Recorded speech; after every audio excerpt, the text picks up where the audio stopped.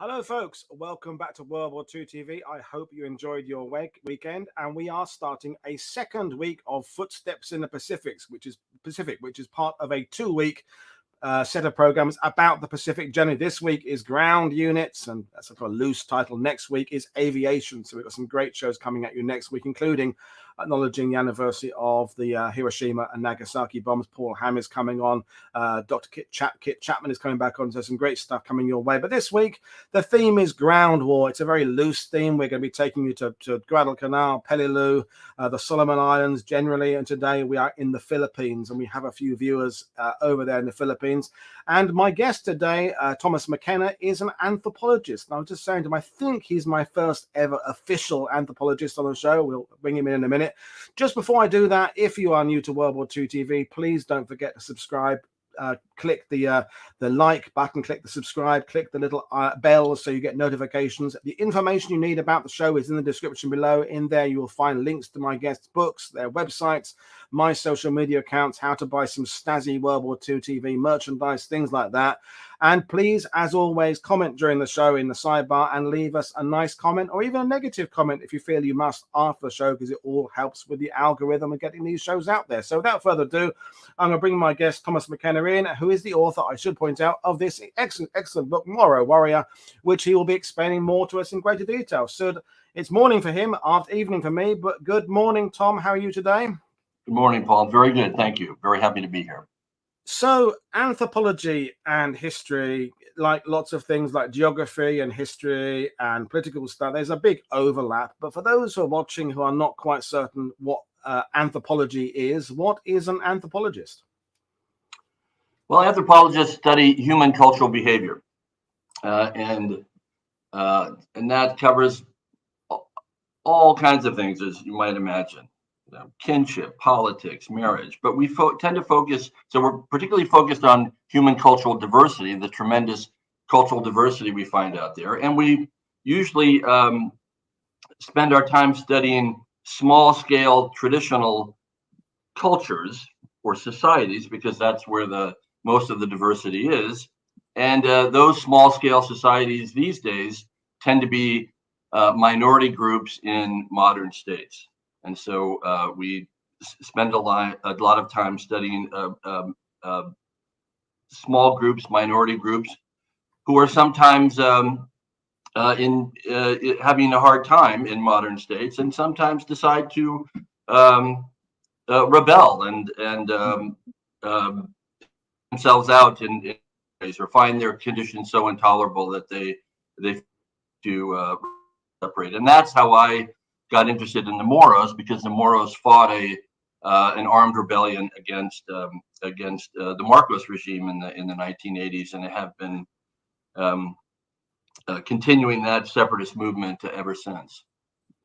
So, well, talking about minorities and is something that kind of right up my street. I'm very proud on World War II TV to have brought in some stories about some of the other units in World War II. When we talk about the 14th Army in Burma, we talk about 80% of those people were non-British. They were West Africans, they were Indians and Gurkhas, things like that. And I'm hoping you're agreeing with me that I feel we're in the beginning of kind of a revolution of our understanding of World War II. We're still examining the same old battles and campaigns. What we're doing is allowing a more diverse range of voices to come through. We are now talking to people who've studied the West Africans in Burma, for example. And so with the Philippines, with some of the island hopping campaign, I think we're on the brink of getting some more information out, because to some extent, we know now what the US Marines were doing. We know what the US Army were doing, the British Army. That's kind of been recorded. But the experiences of people on New Guinea and the Solomon Islands, that's sort of beginning to come through now. So it's an exciting time, I'm imagining.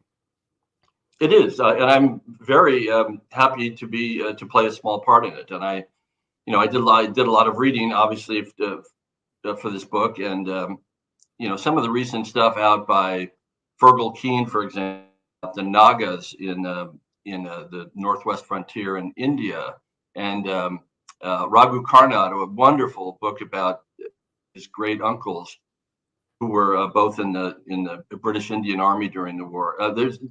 Yes, I really do think there's a revolution in understanding new aspects the war and those fighting it. Well, good. So, as usual, and thank you for the answer there, you have come armed with a PowerPoint that will fire up on screen now, and Tom will take us through this presentation. So, we're talking about, we'll talk about who these people are and who the heroes of Tom's book are. Folks, questions, we'll kind of do them as we go along, we think today. We'll just kind of fire them at us if you have any as we go along, and Tom will answer them. And if I think I've got anything pertinent to say, I will jump in and do so.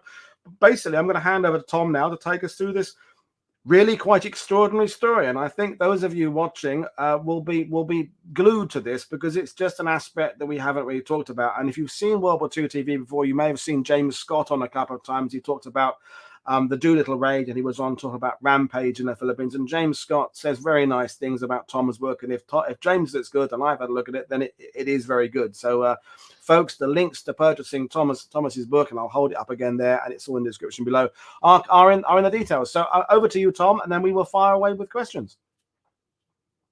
Great, thanks so much. So the book Moro Warrior is what I'm trying to do in Moro Warrior is tell the untold story of the Philippine Muslim resistance fighters of Mindanao, the Philippine island of Mindanao in the Pacific War. The Moros, as I hope to convince you of, are a unique people in a number of ways. And the armed encounters that I talk about in the book, I think you'll find are rather different from most of the battles discussed on the World War II podcast, World War II TV podcast. And then again, as we pointed out, my background is a bit different as a cultural anthropologist rather than a military historian. But I have spent most of my career studying organized violence of various kinds. Feuding, uprisings, armed rebellions, and so forth. And I've lived among the Moros in the Philippines for 2 years back in the 1980s, and then returned for multiple visits since then. I've also spent a significant amount of time doing archival research. So I've spent my time in archives. I've learned the historian's craft on the go, so to speak. But as Paul's pointed out, there's a lot of overlap between history and cultural anthropology, and I've been happy to sort of spend my career sort of right in the intersection between the two. So let me talk first about Mindanao and the Pacific War, because my story is focused almost entirely on the island of Mindanao, which on the one hand is a little known island on the periphery of the war. As you see, as you say, they are on the screen. The Philippines is in the center of the picture, but still very much on the periphery of what Americans certainly understand as the Pacific War. Mindanao, which is the southern most island there in the Philippines, is certainly not as well known to Americans as Guadalcanal or Iwo Jima or Saipan. But it was a key stepping stone in the war strategy of Douglas MacArthur. And as you see on the map there, it does provide a very convenient and significant and rather large stepping stone on that progress from Guadalcanal across the top of New Guinea up through what was at the time the Dutch East Indies, and it is the gateway to the Philippines. Now, Mindanao, as you can see, is not a small island. It's actually a little larger than Ireland. It's mountainous. It has some large river valleys. In 1942, it was mostly forested and lightly populated, so a good place for a guerrilla movement. MacArthur had left from the Philippines for Mindanao and was determined to return the same way. And of course, he was determined to return to the Philippines. The Joint Chiefs, the U.S. Joint Chiefs, eventually agreed with him that it was essential militarily to reoccupy the Philippines before the invasion of Japan. MacArthur, of course, had his own reasons in addition to military ones. National honor was very important to him, and his personal honor to return. but he also had a real, genuine personal commitment to the Philippines. He had spent his formative years there. It was a place that he felt most at home. So he obviously had a very strong commitment to the place. Mindanao was important in MacArthur's plans for various reasons. Again, perfectly located, largest guerrilla movement in the Philippines, the only large airfield outside of Metro Manila, the only airfield other airfield large enough for to handle B-17s, and it had other military resources as well. It also had Moros. MacArthur certainly knew about the Moros, didn't write about them very much, but he had some experts on the Moros working for him in his staff in Brisbane, and spent a lot of time, as we'll see, talking with the and communicating with the Mindanao guerrilla movement. But let me talk a bit about the Moros and introduce them. They are the indigenous Muslim inhabitants of the Philippines. They are Philippine Muslims. They're a small minority, only about 5% of the total population, but they're concentrated in the southern Philippines, on the island of Mindanao and the nearby Sulu archipelago.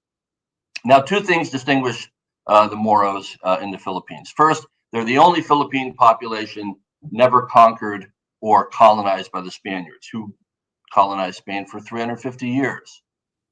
The Philippines is suffused with Spanish influence, right? Most Filipinos have Spanish surnames. Most place names are Spanish. The country itself is named after a Spanish king. And the large majority of Filipinos practice the religion of Spain, Catholicism. Moros, however, are the exception to all of those things. The second thing that distinguishes the Moros is that they're the only Muslim population ever formally colonized by the United States. 100 years ago, the United States had a Muslim colony in Mindanao, the only one of its kind, lasted for about 40 years, from about 1902 to 1942. Now, Moros had a special status in America's Philippine possession, mostly because of American attitudes about them. So if you think about the timeline, 1898 was the start of the Spanish-American War that gave the Philippines to the U.S. when the U.S. Won that war. And it was only 8 years earlier than that, 1890, was the Wounded Knee Massacre, which essentially marked the end of the Indian War. So only 8 years separated those two events. So the Indian Wars were very recent memory for soldiers serving in the Philippines. And when they reached Mindanao in 1902, after they had defeated the Philippine Revolutionary Forces, Philippine Independence Forces in the north, the insurgents that they encountered there were very familiar sorts of warriors. They wore colorful battle dress. They exhibited individual acts of bravery. They fought with swords and lances, and they were led by chiefs. Utterly unlike the Filipino soldiers in the north that the Americans had already subdued, who wore uniforms, marched in ranks, and led by generals because of the Spanish colonial influence. So Americans became fascinated with Moros. There are many popular books written about them. Mark Twain wrote about the Moros. Joseph Conrad wrote about the Moros. But when the Moros began to resist occupation and colonization, they then were called by very, very familiar names by the U.S. military. They were called renegades and hostiles. They were hunted down, and they were killed in massacres that were even larger than the one at Wounded Knee. So they met the same fate. But just to interrupt, we've already had questions saying from people who know their stuff, and I know you're going to get this, saying why on earth would these people want to side with the US in World War II when given barely 2 generations earlier, the Americans have been doing their best to kind of not necessarily wipe them out, but reduce their influence. But I'm guessing you're going to come to that because we have to bring the Japanese into the story, and it's a question of different occupiers, different aims, and you've got to make a stand, I guess, or take a side. Exactly. I am almost there, but it's a really interesting question, an important question, and it's going to be, as you'll see, it's going to be even more interesting. But to oversimplify, despite the massacres, despite the horrors of the early parts of the Moro War, when the Moros were finally subdued, American the colony that America created for the Moros to rule the Moros was a relatively benign one, and they created a Pax Americana, so there was less violence in general. They created infrastructure, but the most important difference, right? The most important thing they did was they did not try to convert Philippine Muslims. They did not try to convert the Moros to Christianity. Now, this was completely the opposite of how the Moros had been treated by the Spaniards, who had been trying to invade and conquer them for 350 years, and always in the effort to convert them, okay, by means of the sword. That happened in, so these would-be conquistadors, right, were doing it in 1570. They were also doing it in 1890, just a few years before the Americans showed up. So it had been this long history of that, and with so that really, kind of felt like a crusade to the Moros. When the Americans came and did not do that, it was eventually over enough time, it felt like a much better situation. Moros also had learned about the Japanese, and didn't like what they were hearing, and so they were willing to quite willing to fight for their homeland, even under the control of the Americans. Also, the Americans had promised for a long time, and did go through with their promise, come through with their promise to provide independence to the Philippines as a whole in 1946, including to the Moros. So that's the quick answer. But the point I wanted to make about the Moro Wars, they were called the Moro Wars when with the American occupation, is that they lasted almost as long as the Indian Wars. They lasted 15 years. The military occupation lasted until 1920. So it really is quite remarkable that only 20 years later, the Moros were willing to fight on the side of the Americans.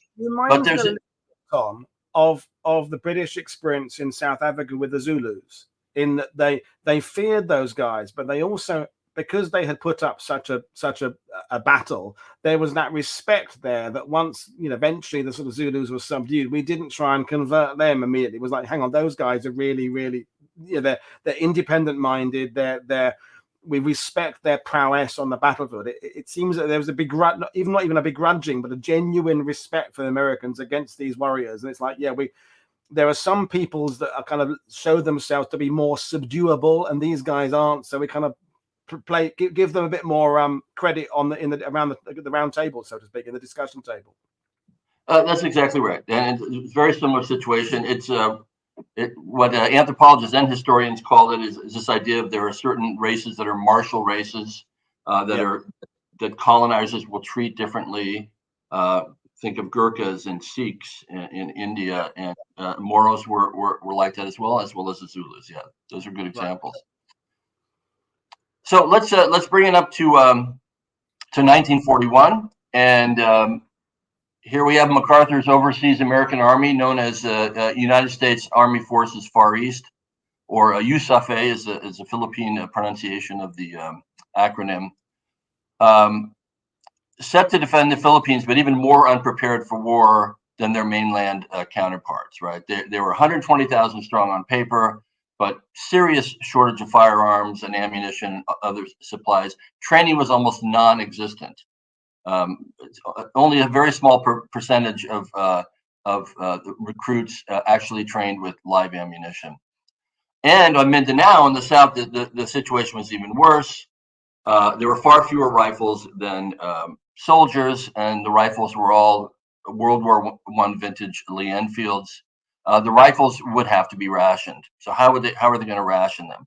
When it came time to distribute these firearms, which was really only one for every 2 or 3 soldiers, Moro volunteers were passed over. Moros had volunteered, they were passed over for firearms.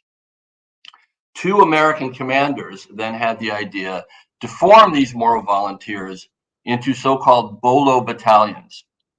These would be Moro irregular soldiers fighting only with krisses, and let me show you what those look like. There's a picture of a typical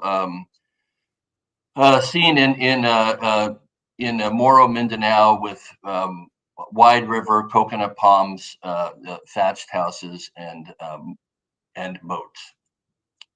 So here are a couple of Moro warriors. This is from about this picture was taken probably about 1920, so 20 years before the start of the war. But as we'll see, this was the impression that most American military officers and Filipino military officers had of Moros. Bold, haughty, happy warriors with pretty darn fierce looking short swords, krisses, which were their favored weapon, although they used other bladed weapons as well. So the idea was to form these volunteers into battalions. They're called, the Bolo was a generic term for any kind of bladed weapon, so that they were called Bolo battalions.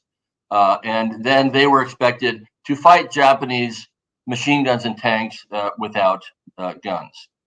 So the obvious questions are, why deny them guns? Second, why expect them to fight Japanese machine guns and tanks without guns? And third, which we've already partly answered, is why did the Moros agree to fight anyway? So I think the first 2 questions can be answered in reference by citing a contemporary motion picture. This was a motion picture that came out in 1939 with Gary Cooper and David Niven, called The Real Glory. It was a very popular Hollywood film. Interestingly, it was set in 1906, which is the same year as the largest massacre of the Moros, where 800 men, women, and children were killed on the island of Jolo. And it really a horrible massacre, which was the largest massacre ever perpetrated by American military in any of its wars of insurgency ever. Wow. It's very little known, but it's a quite remarkable massacre. The film, the Hollywood film Real Glory, did not mention the massacre at all. And in fact, it was an utterly fantastical depiction of the Moros, right? They were depicted as pirates and devious villains, but also very fanatical fighters. In one key scene in the film, the chieftain who was leading these raiders gets coconut trees and bends them over and ties them down and sticks his fighters on the top of the trees, and then uses his kris to cut the rope, and they fly into the fort and crash through windows and onto soldiers and wherever. So they are offering themselves as human projectiles to attack this fort. It's complete nonsense, right? But it's a version. It's a new version of what I'd call a Fort Apache movie, right? This is classic Wild West movie of the period, but it's just set a few decades later in the Philippines. And what they did get right is that it's a movie about the new Philippine frontier, that frontier that we know of so well of the American West was shifted at the turn of the century to the Philippines. And Moros in this 1939 movie were depicted just like Native Americans were depicted in popular Hollywood movies at the time. They were both savage and treacherous.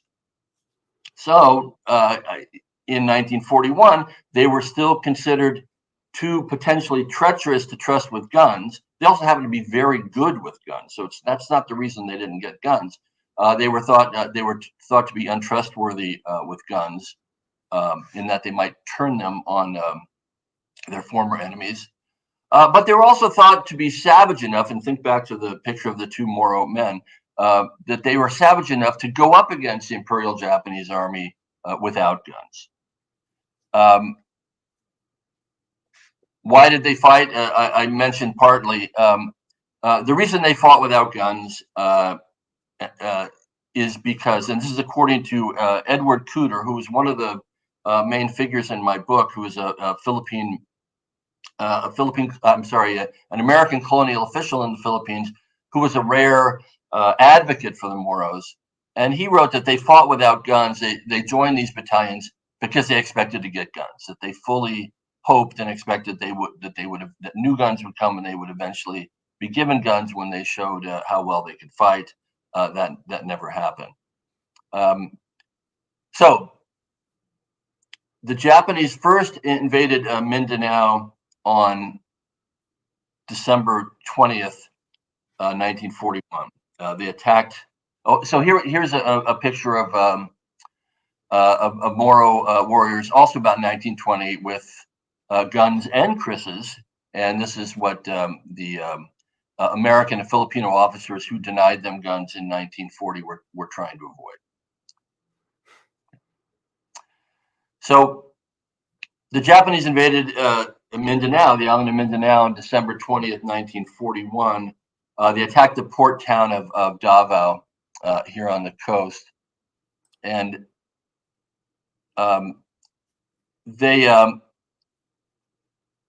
defenders withdrew from Davao into the jungle highlands just southwest, inland from the coast. And there they were joined by reinforcements, including 2 Bolo battalions. So it's a very interesting and very little known battle scene. And we know about it only primarily through the writings of 2 American officers who were there, John Hugh McGee and Hiram Tarkington, both of whom were lieutenant colonels at the time. So they were set up in the Americans set up a defensive position in a mountain pass, a heavily jungled mountain pass, in the shadow of Mount Pinatubo, which was the largest mountain in the Philippines at the time. No, it's still the largest mountain in the Philippines, 10,000 feet.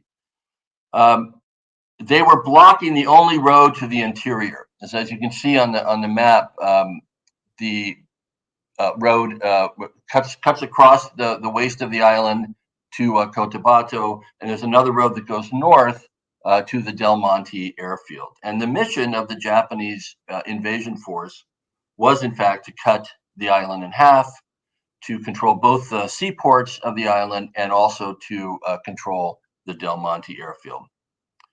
So they blocked the road. There were cultivated clearings immediately on either side of the road, but all the rest was very dense jungle with hills and ridges. The Japanese assault troops had artillery, they had armor, tanks, and aircraft. The Yusafe defenders had none of those things, and what modern weapons they did have were terribly defective. The Enfield rifles had been poorly stored, so their steel extractors failed at a tremendous rate. And John McGee talks about soldiers crafting bamboo ramrods to physically eject cartridges after each shot. He said it was like back in the American Revolutionary War. Wow. Most mortar rounds were duds. And even some satchel charges that had been set up as mines to mine bridges failed to explode. Well, the sharp blades of the Moro volunteers did not fail, happily, and they were divided into 2 forces, and one on each flank to protect the flanks. And what they would do is move into the jungle, usually at night, and they'd wait in ambush for Japanese patrols, or else they would silently attack isolated Japanese sentries, and they very often left headless bodies in their wake. These night raids very strongly affected Japanese morale, according to the two American officers. Ground patrolling, the Japanese quickly limited ground patrolling to large platoon size. The original mission of the invasion force was abandoned, and they began to dig defensive position themselves about a kilometer back from the Digos line. And the commander of the force, Lieutenant Colonel Toshio Miura, simply decided to wait for reinforcements and got permission to do that. McGee says that the change in operations was due to the stand of the regular forces, who fought well despite their horrible equipment problems, but even more to the success of the Moro-Bolo battalions. And he says there was also some clever propaganda at work. General Vachon, who commanded the Digos sector, ordered a local radio station to broadcast sort of every hour that Moro civilians were mobilizing inland, and there were tens of thousands of them, all with sharp blades, just waiting for the Japanese to come. And McGee thought that the Japanese also were listening to those broadcasts and thought twice about even attempting to move inland. So the stand at Digos is barely known, but if you think about it, the context is really interesting. This is in the very first weeks of American involvement in the war. The Digos action was one of the very first American land engagements with the Japanese of the Pacific War. With all the other, there were other early landings, Japanese landings in the Philippines. In every one of those, with the one brief exception, the Americans withdrew and continued to withdraw. Only in Digos did they hold the defensive position against the Japanese invasion force. And of course, that was the only place that Moros were involved in the action. And just to interrupt, Tom, this is the thing that's fascinating me is that the narrative we know now is the December 41, January, February 42 period that is the Allies are losing period. This is the Japanese are sweeping down through Malaya towards Singapore. That Pearl Harbor's happened. As you say, there the rest of the Philippines, lots of other places. This is the moment the Japanese are conquering everywhere. We do think of indigenous peoples coming up. You mentioned people in India, and Robert Lyman has written about the you mentioned them earlier, the N with N in India. Oh God. Robert Lyman wrote that great book, Among the Headhunters, about the anyway. Naga, yes. Yeah, the Nagas. But this is the 44-45 era. This is when OSS and the British SOE have gone to places like Burma. This is when we think of that stuff. We've had shows about special forces out there, SOE. Gavin Mortimer's on that not that long ago, talking about the Z Force from Australia getting up in places in the UK. But this is 41. The narrative then is we're losing. This is how the movie trilogy works. This is the part one when the Allies are losing. Part two is the attritional bit, and part three is when Return of the Jedi comes in and the Allies start winning. So I think that's why this story's been kind of dropped. It's going against the narrative we've come to expect for this period. This is the period the Germans gained. This is going against that. It's amazing that this is not more widely known. It really is. I agree. I think it's fascinating, and again, it was a temporary victory because we all know that the Americans eventually surrendered, but really an extraordinary surrendered the Philippines. Really an extraordinary story, and this was also the same time that General William Slim was reporting that British commanders had begun to regard the Japanese soldier as the Superman of the jungle. Yeah. But in Digos, right, it was the opposite. It was the Moros who were the Supermen of the jungle. They weren't really Supermen. They were just farmers and fishermen. And it was the Japanese who were digging in to defensive positions and wondering about this unstoppable or this frightening enemy that was attacking them. Yeah. So again, a really interesting case, I think, and it was not. It was a temporary standoff, but it wasn't just a symbolic one, because one of the things it accomplished is it allowed Douglas MacArthur to escape the Philippines by B-17 from Del Monte Airfield, right? Because the Japanese were stopped at Digos, Del Monte Airfield remained open, and MacArthur was able to escape that way. And MacArthur was reported to have to be to not like to be confined in any way, and the idea of a long, dangerous submarine trip was very unsatisfying to him. So it was very lucky for him to be able to go by B-17 and bring as many people as he did with him. So, for their contribution, the Moro volunteers of the Bolo battalions at Digos received nothing in exchange. They didn't get any guns.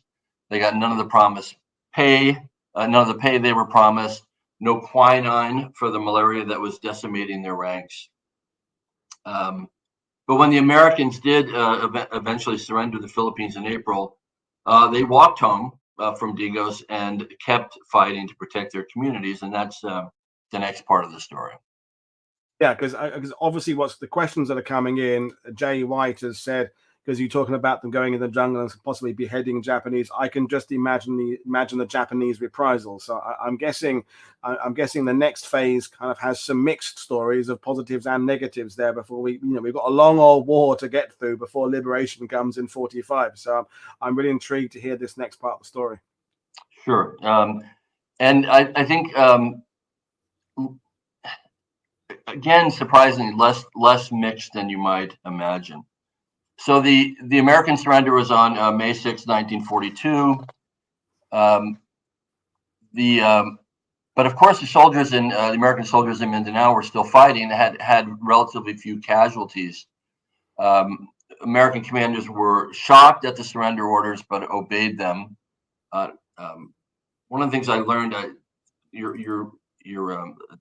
our audience might know, is that the surrender order was actually flown from Manila by an American officer flying in a Japanese plane, who was flown down by a Japanese pilot in a plane to Mindanao to present a surrender order. So most of the American soldiers, as you know, marched into prison camps. Filipino soldiers and Moro irregulars, most Filipino soldiers and basically all of the Moro irregulars walked home. The American civilians were also required to turn themselves in, and those who did not were forced to hide in the hinterlands, and also and they were hiding with the few U.S. soldiers who had not surrendered. It's interesting that even though MacArthur himself had considered leading a guerrilla movement in Mindanao, the USAFE had made no clear plan for guerrilla resistance. So there was no real preparation, and so it took a very long time for an American-led guerrilla movement to get started in Mindanao, and more than 6 months. And MacArthur had no word at all from the Philippines for more than 7 months. So no radio contact was made with the Philippines for more than 7 months after the surrender. Wow. But in that, the Moros of Lake Lanao, so this is another, there are different Moro ethnic groups. The Moros of Lake Lanao, which you see there on the picture, had started a spontaneous armed resistance against their Japanese occupiers. And they had the means to do it now, because with the surrender, the Filipino volunteers who were walking home, most of whom had guns, were very anxious to get rid of those guns, so that there would be no proof that they had fought the Americans. And so there was suddenly a supply of guns available for Moros, who quickly took them up, and including the Moros of Lake Lanao. It's a dramatic setting. Let me let me describe it for you. The setting of Lake Lanao. So imagine a plateau 2,000 feet high. It was a collapsed caldera, and in the middle of that plateau is a crystal blue lake, 20 miles long. The plateau can only be reached by climbing these very steep jungled slopes because the only road up had been taken over by the Japanese. It's also surrounded by rugged mountains, and there are 100,000 Moros living in communities around the lake. So it almost had sort of a lost world feel to it.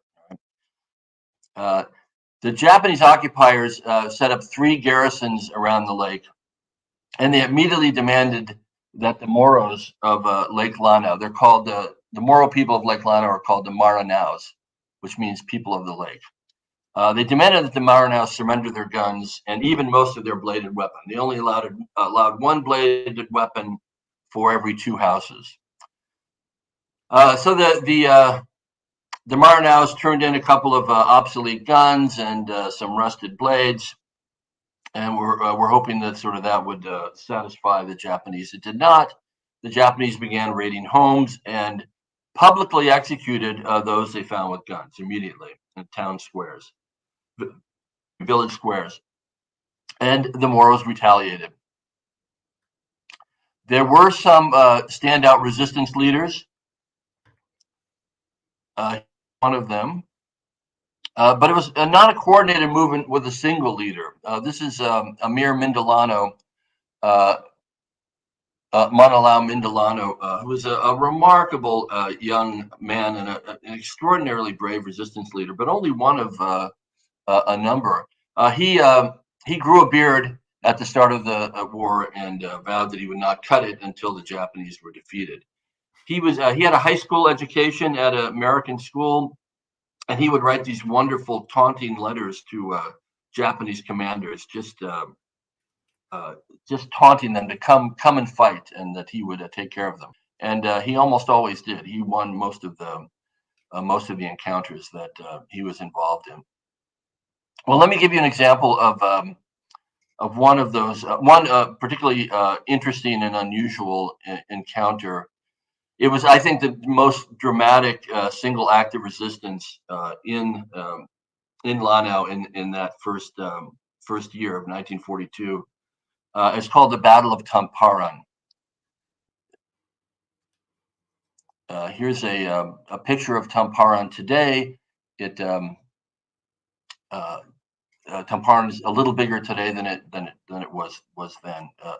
A town on the edge of Lake Lanao.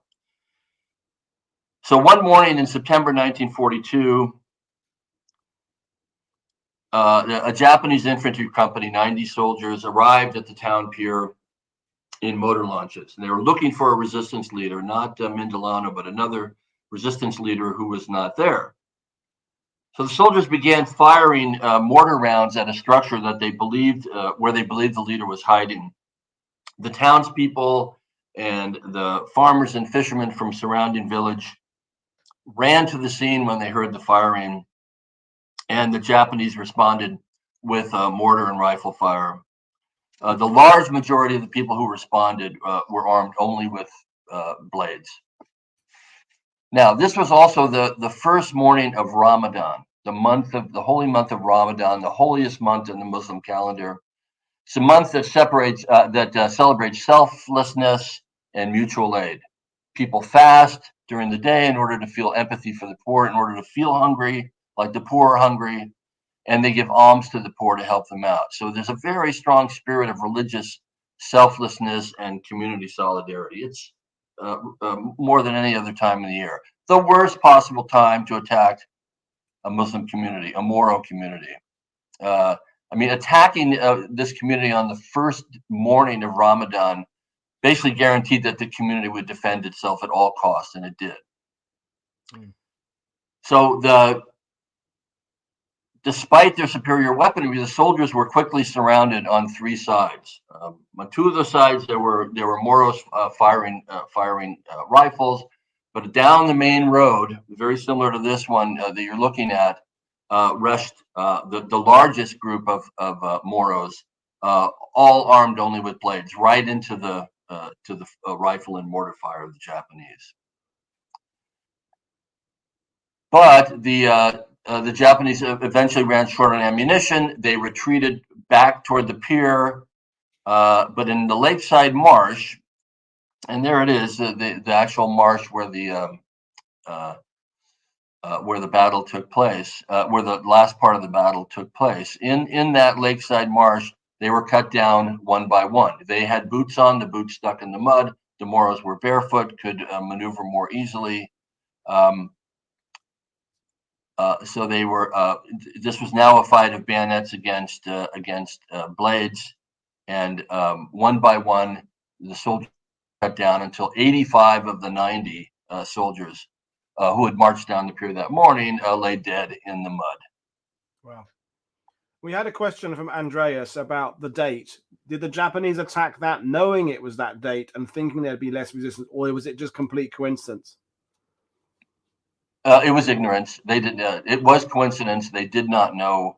That they didn't. No one told them, or they didn't bother to find out that it was the first day. And this is really terrible timing. Pardon? Yeah, this is par for the course for the Japanese. I mean, the British and Americans could be a little bit slow to kind of take up on what the local customs were across the Pacific theater, but the Japanese were arguably even worse than the Allies were, and they just didn't care. They just treated everybody in these places exactly the same. You know, little brown people, they'll do what we want, and made very little attempt to understand their cultures and when or why they'd be doing things. So yeah, us allies were not perfect, but I think we were in many cases better than the Japanese were. Certainly by the end of 44, 45, some of the great work done on hearts and minds, I'm thinking about Burma again and New Guinea, would have kind of set the course for decades more. The British are fighting in Borneo and Malaya for decades afterwards. It was often at that work, those seedlings of understanding the locals, albeit in a kind of an old-fashioned, a little bit patronizing way, but at least they were making attempts to. I think you'd agree with me. The Japanese really made no attempt at all. No, they did not, and it's really quite. I mean, it's a very common theme. Still quite shocking, particularly to anthropologists. I mean, here are. Here's an empire an Asian country attempting to create a Pan-Asian empire and to present themselves as fellow Asians, but their level of what anthropologists call ethnocentrism, right? This cultural bias they had, and then downright racism was really quite shocking, and it hurt them in a whole lot of ways, including in Tamparon. Right. So this defeat of the Imperial Japanese Army in Tamparon was both improbable and quite shameful, and really almost as improbable and shameful if you think about it as the Battle of the Little Bighorn, right? In some ways more so. I mean, these were ordinary villagers with most of them armed only with blades, who nearly wiped out an entire infantry company. Now, it came at a much higher cost than the cost of to the Sioux and Cheyenne warriors, the Battle of the Little Bighorn. There were more than 200 Moros killed in this battle. Yes, it was a very, very high cost that was paid. It's interesting though that unlike the Battle of the Little Bighorn, this Battle of Tamparon is almost completely unknown 80 years later. There's no monument or marker there. The only contemporary chronicler in English was Edward Cooter, who heard about it secondhand while he was hiding out in Lanao. And I haven't found anything similar in the Pacific War. Maybe some of you know of an example. I haven't checked for Asia yet, and I think there could be something similar in that much larger and Asian war. But for the Pacific War and Southeast Asia, I haven't seen anything similar.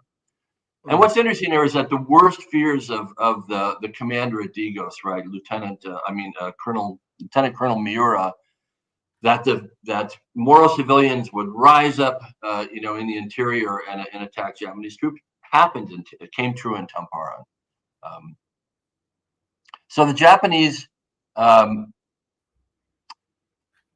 to come up with a response. They started with reprisal attacks on Tamparan, but only from afar. So they bombarded the town with artillery for 25 days in a row. Relatively little damage reported from those attacks. They did not want to go back into Tamparan with infantry. In fact, the massacre had depleted the nearby garrison pretty significantly, so they probably didn't have the men to go back in to Tamparan. Now, the other very interesting thing that happened was that Japanese military leaders in Mindanao sort of viewed the world through imperial glasses, and they could not believe that the Moros had acted on their own here without American direction. They had convinced themselves that Americans were somehow Americans in hiding. American guerrillas were somehow behind this attack. And so what they did is they brought the American Brigadier General Guy Fort back to Lanao from Manila. He was in a prison outside of Manila. He had been the commanding officer of the Yusufe forces in Lanao. He had organized the Lanao Bolo battalions. They brought him back to Lanao in order so that he would order the Moros to stop their resistance to the occupation. They wanted him to give an order to the Moros to stop what they were doing, to stop their armed opposition.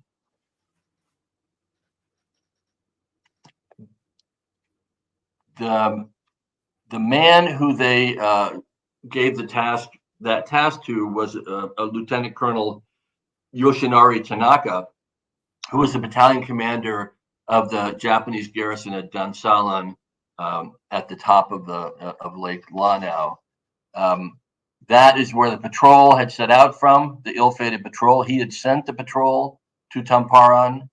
He then went and recovered the bodies of his slain soldiers from Tamparan.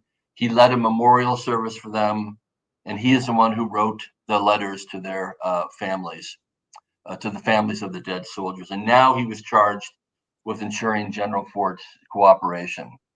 So he demanded of Fort three different days, that he signed the order that he had written for him. They had written it all up. Fort just had to sign it. When Fort refused the third time, he took him outside and tied him up, put him into a truck with a squad of Kempe Tai soldiers, Japanese military police, drove him out to the firing range, blindfolded him, tied him to a wooden post, and ordered his soldiers to fire, and executed General Fort. It was an unauthorized execution and a very noteworthy one. General Fort remains today the only American general officer ever executed by enemy forces. Wow. Tanaka's superior was absolutely furious at the unauthorized execution. He called Tanaka sick in the brain, and he transferred him to Korea. And he probably was sick in the brain from grief and shame over his 85 men that were cut down in a single morning at Tamparan. He blamed General Fort for that happening. General Fort, of course, had nothing whatsoever to do with it. And the thing is, if General Fort had ordered the Moros to stop their resistance, they wouldn't have paid any attention to him anyway, because they did not consider him their commander in any real sense. 6 years later, Tanaka was tried and convicted of murder and executed at the Tokyo War Crimes Tribunal. And in the book, I talk about him as the last Japanese casualty of the Battle of Tamparan. Right. Okay. So there's one part of the story that we haven't talked about yet, and I'm gonna. I know we're getting on in time, and so I will. I will cover it. All good. Keep going. Okay.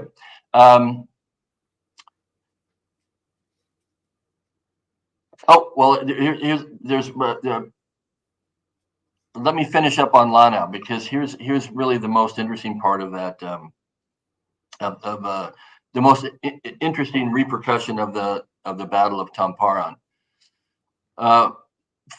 Forced execution was just one more provocation to the Maranaos, and they just increased their resistance to the Japanese. They destroyed the road going up to the plateau, so that the Japanese now couldn't even use it, and that's where the reinforcements would come from the south. They also laid siege to the largest Japanese garrison. By the end of 1942, so this is December 1942, the three Japanese garrisons around the lake were cut off from one another. One of them was under active siege. And at that point, the Japanese military government in Mindanao was forced to, in essence, make a separate peace with the Moros of Lake Lanao.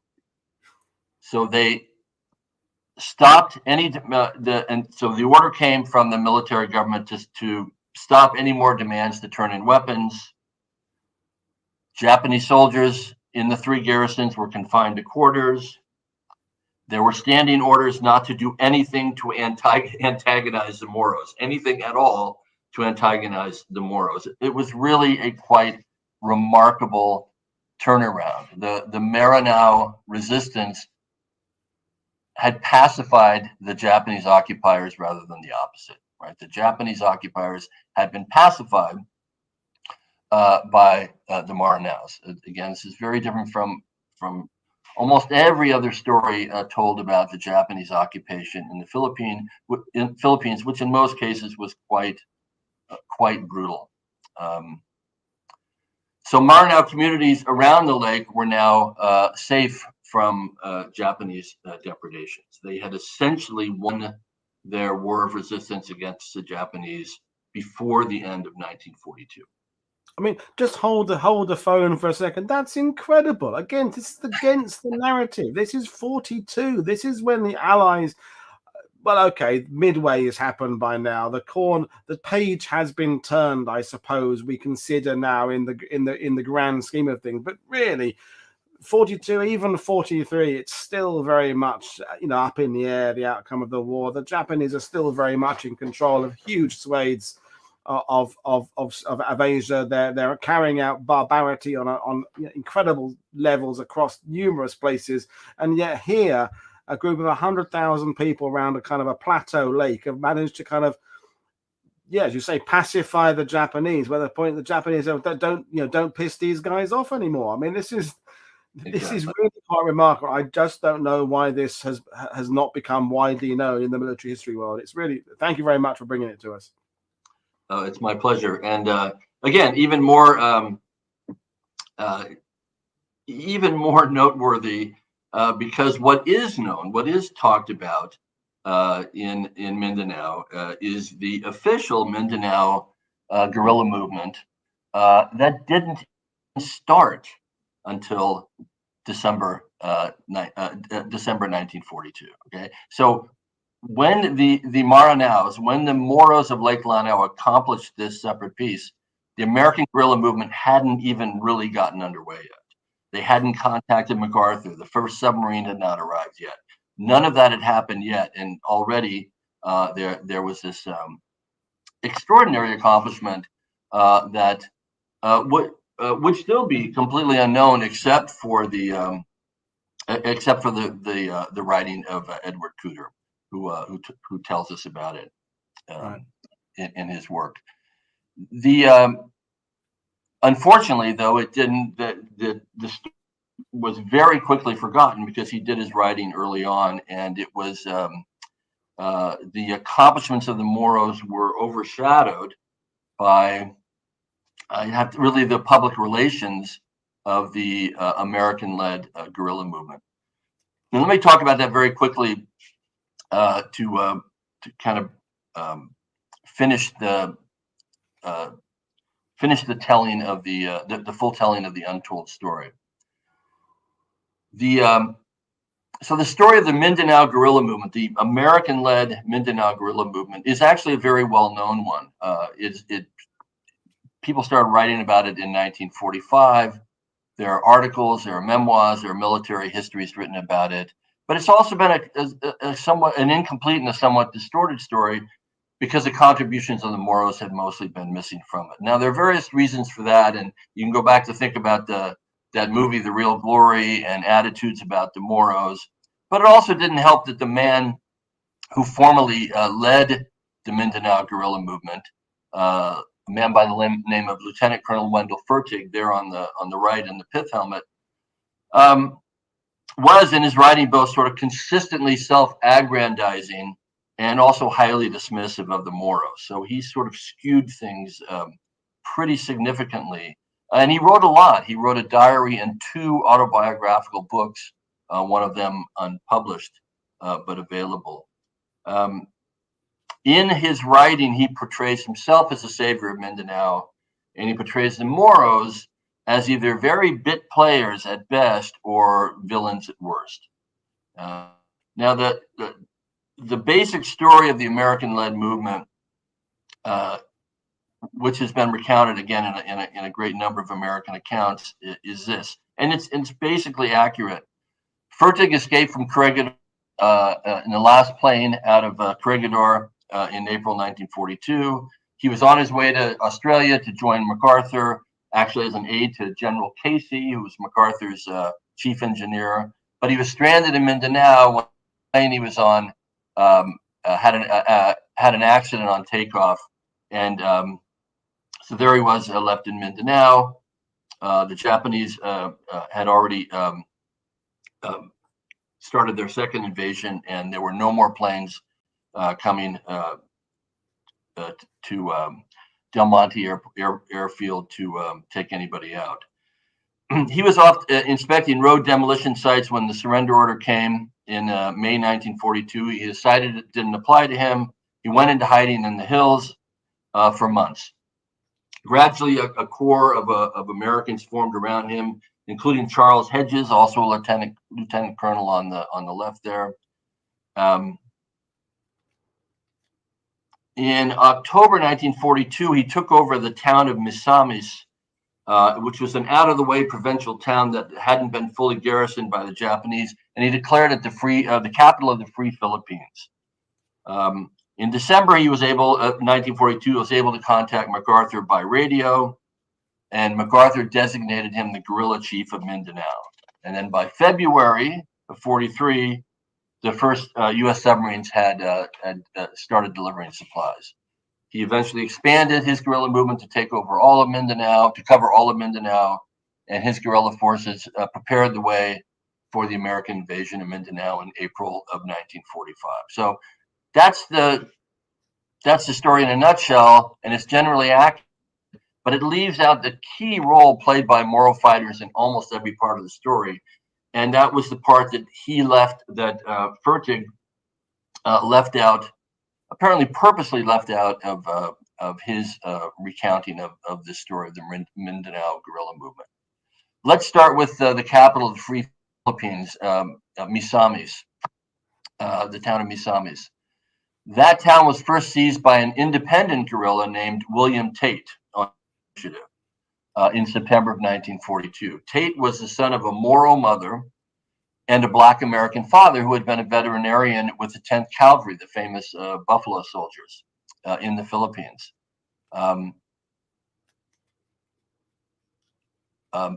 After Tate seized the town and ran the garrison out, he invited Fertig to come occupy it and make it his quarters. Fertig mentions that in his autobiography and never gives Tate any credit for his accomplishment.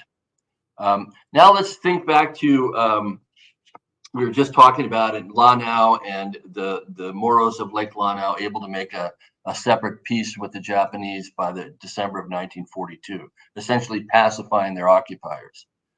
Well, Edward Cooter was there in hiding and was very well aware of what was going on, and he understood the implications of this separate peace. He had just made contact with Fertig and the Americans, who were about 50 or 100 miles away. and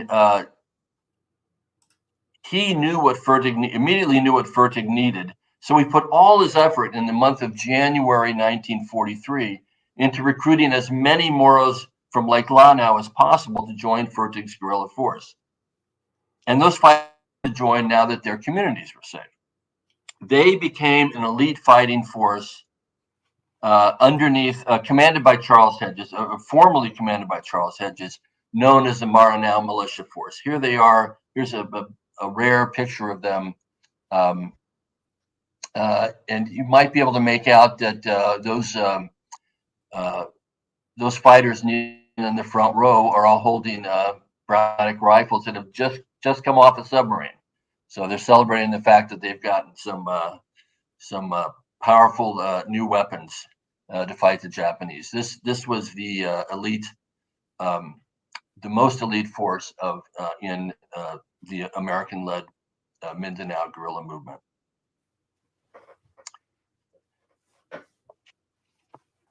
In June of 1943, Fertig's capital of the Free Philippines, Misamis, was attacked and overrun by the Japanese. Fertig and his immediate headquarters staff, they started making their escape too late, and they were surrounded. They were cut off and surrounded by Japanese troops. Hedges and his Moro fighters, the folks that you're looking at right there, paddled boats across the narrow bay at night, slipped through the Japanese lines, and brought them out safely. We only know about this from Cooter's recounting of the incident. They saved Fertig and his headquarters staff from being surrounded. In his autobiography, Fertig never gets around to mentioning that being saved. He always preferred to be the hero of his stories. They brought Fertig to a new refuge, which became his new headquarters for some months. It was actually a Moro fishing village that was home to some of his fighters. So he was actually, not only was he saved by the Moros, but he was also given a new refuge and new headquarters, and protected by Moro fighters in that headquarters. Fertig's most significant military victory. You can see at the top there. You can see Misamis in the northwest. Yep. Liangan was the village that they brought him to, the Moro village they brought him to. They crossed that small bay in boats. Fertig's most significant military victory was probably the seizure of the Japanese garrison at Malabang, which you see down there in the southwest. This was done in April 1945, right before the American invasion. It allowed the U.S. Army, just days before they invaded, to shift their invasion plan, shift their assault forces south, simplifying the invasion plan. My research suggests that the capture of Malabang was almost entirely the work of, once again, of the elite Moro fighters fighting under Fertig's command. And finally, last but not least, Moro guerrillas fought until the very last days of the war. They fought in mopping up operations in the mountains of Mindanao against very desperate Japanese holdouts. They were often leading U.S. replacement troops that had absolutely no experience in jungle warfare. And one of the stories that I tell in the book is the story of the main character, this individual standing on the right, the young man Mohammad Adil, who's a teenage guerrilla officer, was how at the end of the war he led these replacement troops, and only because of him they were able to accomplish their mission without losing a single soldier. So again, the overall message is it's never too late to correct the record, and I'm glad that 80 years later I've been able to tell this untold story of the Moro guerrillas of Mindanao. They fought from the very first weeks of the Pacific War to the very last. They fought with valor and distinction, and it's certainly due time for their courage and sacrifice to be fully recognized. Well, I mean, Thanks. what can I say? Thank you very much for bringing this to us all. And I'm now beginning to realize, of course, that actually this is par for the course. If you look at most areas of the war where there was resistance fighting, it was not normally one faction. There were multiple factions, but there tended to be one dominant one, and certainly one dominant one that ended up writing the histories. I mean, I live in France, for goodness sake. So, of course, the de Gaulle resistance whitewashed out mostly the communist resistance and their activities in front. I've just come back from Croatia and Bosnia. Tito's partisans have kind of overshadowed the work of other resistance units there. I'm sure we could carry on across the globe and talk about the dominant resistance and as you said right at the beginning, the Moro, the Muslim population of Philippines is, I think you said 5% of the population. So they are the smaller, the predominantly the Spanish influenced Catholics around them, and someone has to be the main hero. And I'm thinking of all those Hollywood movies, American Guerrilla in the Philippines with Tyrone Power, and Back to Bataan with John Wayne, and Anthony Quinn, I think, was in that one. There was a whole series. There was Escape to Mindanao in the late 60s. Was that Doug McClure or someone was in that one?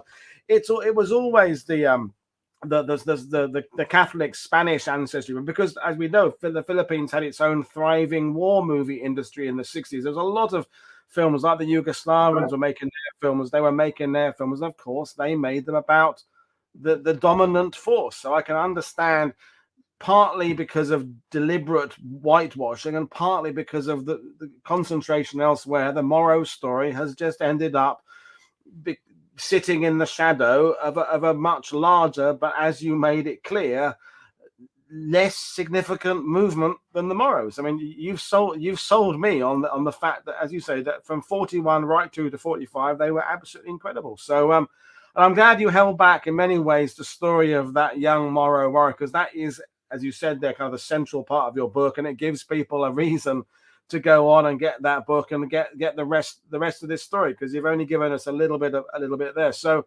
that's right, folks, the book is available at all good bookshops and libraries. There is a link to purchase it from the bookstore app that I use via my website. But absolutely amazing presentation. So I feel that you should carry on at least partially in military history, because I feel you've done a really good job at telling this story. Is there more to tell in the Philippines? I mean, you're going to say yes, aren't you? There's obviously more stories that could come out there from this fascinating theater. Of course, I'm going to say yes. Yeah. Well, and also this gets us beyond World War II, but story is primarily about this young man, Mohammad Adil, and the story ends in 1946 at the end of the war.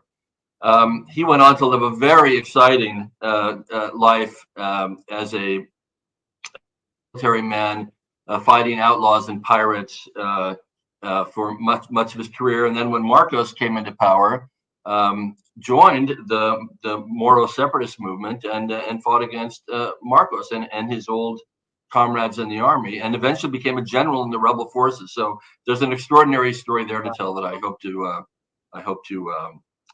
finish.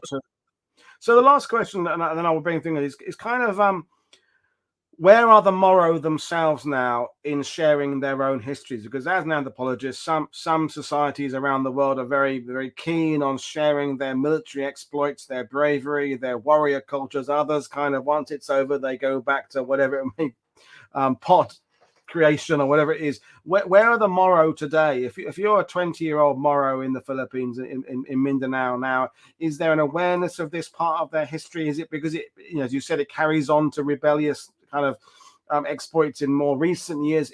Are they aware of this? Is it big? Are they proud of it? You said there's no monument to this battle by. So where are they? Where are the Moro people? Sadly, they're not aware, and that's one of the reasons I've written this book for young people in the southern Philippines, and that's one of the reasons they're not aware of it is because the Moros have had a very tough second half of the 20th century, and they've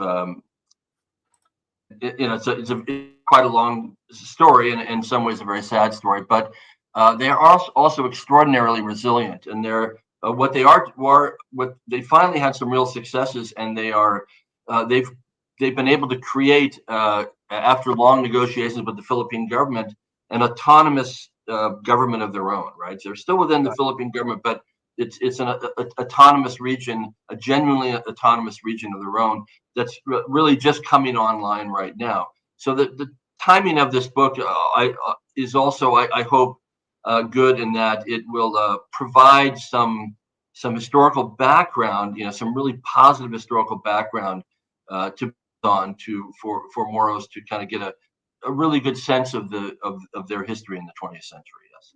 Well, I mean that's the ultimate accolade of this is it's the history, it's history, but it's also about the future as well. There are for some areas of the globe, World War II is firmly in the past. It was that happened 80 years ago, and you can kind of draw a line under it and say now the world is hopefully a better place. But it seems to me the Philippines and our friends who watch us in the Philippines, it is an ongoing situation. As you said, there are hardships more to face. There's all sorts of natural disasters that come through Asia later on. So it's this is part of their ongoing struggle to just come to terms with who they are and where they live and their past, their present, and as you said, their future. So we will bring things to an end. I will just take you off the screen for a second, remind people what we're coming up, and I'll bring you back in a second. So, folks, as I said, Footsteps in the Pacific carries on. Keith Hathaway, a British historian, is joining us tomorrow to talk about the Battle of Sangshak, which is a 1944-1945 era battle. That'll be really interesting. He's kind of another amateur historian who's come through and contacted me. Then we've got Sol David coming on later on, talking about Devil Dogs, his new book. I spent some time with Sol last weekend at the We Have Ways Festival, or the weekend before We Have Ways Festival in the UK, so it's good to actually meet him in person, having been on the channel previously. We've got Jeffrey Worker coming on talking about his missing Marines project, notably to find some of the missing Marines from Guadalcanal. He'll be coming on talking about that. That'll be fantastic. Matt McLachlan is coming on next, the 8th, talking about the breakout from Kara prison, which was a prison camp in Australia where Japanese broke out of a camp in what followed was the only ground battle that was fought in Australia in World War II. I'm talking about within the country of Australia, not Papua New Guinea, the parts of it that were Australian. So that'll be fantastic. So as usual, folks, I said at the beginning, don't forget to subscribe, share what we're doing, and hopefully, as from the comments, you've appreciated bringing someone like Thomas in because it's that different perspective. I don't think any of you went in today's show knowing much about this. You've come out of it knowing a lot more about it, and I hope you'll all go on and get this incredible book, Moro Warrior, because it is about the war, but it's also about a people who are deserving of our recognition and appreciation for not only what they did during World War II, but their just stubbornness at being who they are in the part of the world, and just very fascinating. So I'll bring Thomas back in. So, really great. I really enjoyed talking to you, and I can't wait to find an excuse to bring you back on again and go into another aspect of your studies with a World War II bent. So there we are. Did you enjoy talking to our bunch of people? I very much so, and there are more stories to tell, and I'd love to come back and talk more specifically about Mohammad Adil, the young Moro officer, and his American foster father, Edward Cooter. So anytime it'd be great. There are more great stories. Well, brilliant. I'm hoping to do some kind of Philippines week, so we'll do something probably in tie up with the sort of 45 era, so that would tie in. I don't know when that will be. I'm in this for the long run, but I've got your contact details. I will be in touch with you later on. So there we are. This is Paul Woodhouse for World War II and Thomas McKenna. We will leave you there, and I will see you all again tomorrow for another day, another battle. So thanks everybody for watching, and I'll see you all again. Cheers, everybody. Bye. Thanks so much.